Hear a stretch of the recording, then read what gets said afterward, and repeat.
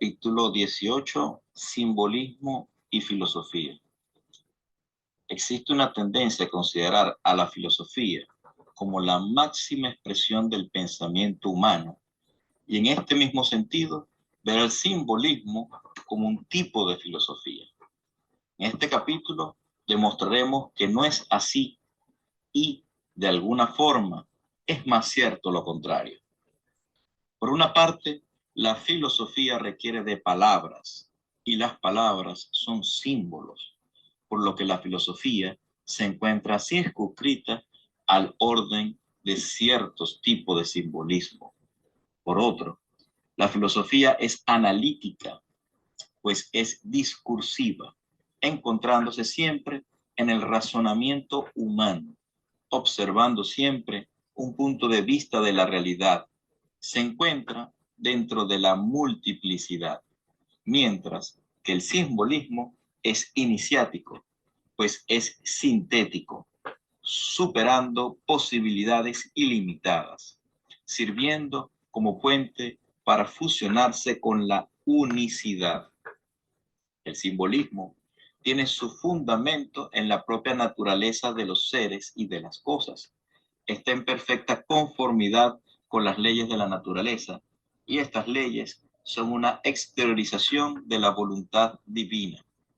La naturaleza es un símbolo, revelación del verbo, y el origen del simbolismo está más allá de los tiempos, mientras que la filosofía siempre estará dentro de los límites de la dialéctica y nunca podrá superar la sabiduría humana, sabiduría mundana o sabiduría profana, en el mejor de los casos, pues generalmente no llegan ni a la sombra de la sabiduría y llegan a ser hipótesis invertidas.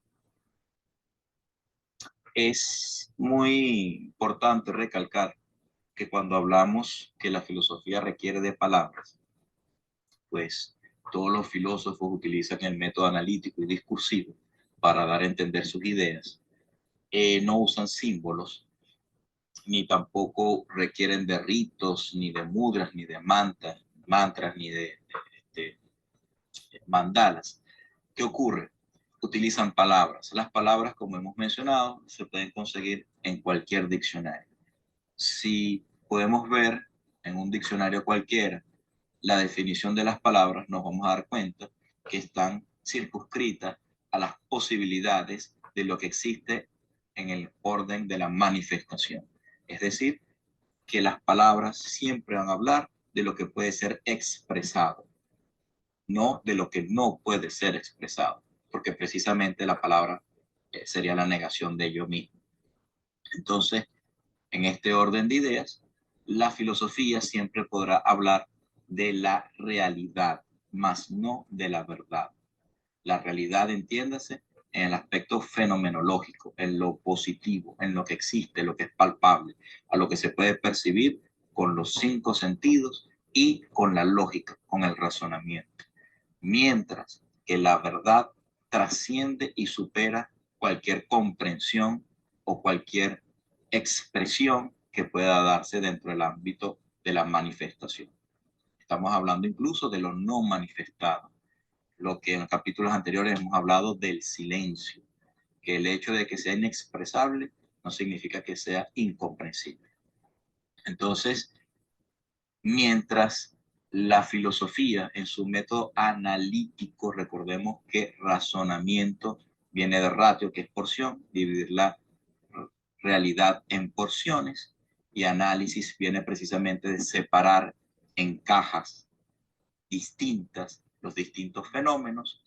Lo que tenemos, metafóricamente hablando, es una tijera para tratar de comprender la realidad, mientras que el lenguaje simbólico usa, por usar esta metáfora, un pegamento, una cinta adhesiva, con lo cual puedo unir distintas ideas y fusionarlas. Y así poco a poco ir comprendiendo la visión panorámica, ir comprendiendo poco a poco la unicidad. Mientras el simbolismo integra y es sintético, es decir, que genera síntesis y busca hacia la unicidad, El método discursivo, analítico y el razonamiento de la filosofía más bien busca dividir, separar y generar más bien cada vez más multiplicidad. Es por eso que la vía iniciática no puede verse como una visión filosófica, es todo lo contrario. La visión filosófica, al utilizar las palabras, es un tipo de símbolo bastante limitado, por cierto, para tratar de comprender fragmentos de la realidad. Entonces, por eso el autor dice en su conclusión, lo un máximo que puede generar la filosofía son hipótesis invertidas. Entonces, lejos de ser algo grandioso, es más bien algo bastante limitado. Es por eso que el autor diferencia y recalca, no podemos ver a las vías iniciáticas como un tipo de filosofía. Más bien, la filosofía sería algo así como una suerte de vía iniciática que se deformó y se degeneró en el tiempo. Es más bien lo más bajo, por así decirlo, dentro de la comprensión, dentro de la tradición que ve o comprende sombras de lo elevado, de lo sutil, de las verdades una, mientras que para la visión del profano, la filosofía es precisamente lo más elevado, porque precisamente no tiene qué otra cosa con qué compararse y no tiene algo con qué evaluar si la filosofía es lo más grande o no, porque desconoce la vía iniciática. Finalmente, no quisiéramos concluir este capítulo 18 de René Guénon, el famoso Apercus, sin mencionar cuál sería entonces el punto de vista que la tradición tiene con respecto a la filosofía, o vamos a decirlo con los distintos filósofos, las distintas filosofías. Obviamente tendríamos que tomar una forma tradicional determinada, ya que la tradición en sí misma se expresa a través de sus diferentes formas tradicionales. En este sentido, estaríamos tomando la del cristianismo desde el punto de vista siempre iniciático.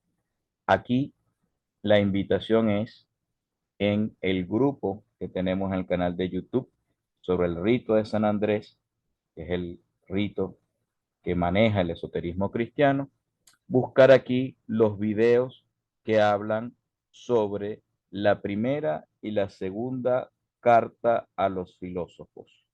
En estos videos hacemos un resumen de la perspectiva que tiene la visión iniciática cristiana con respecto a las distintas filosofías o de ciertos autores, de ciertos pensadores, de ciertos filósofos occidentales, obviamente, con los cuales entonces se realiza estos dos videos.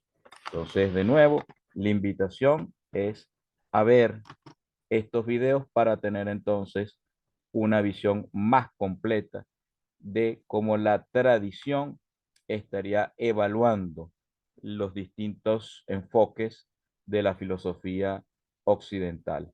¿Cuáles serían obviamente sus críticas? ¿Cuáles serían obviamente sus observaciones? ¿Y cuáles serían justamente las limitaciones que cada una de las filosofías tiene para con respecto a la visión integral de la tradición?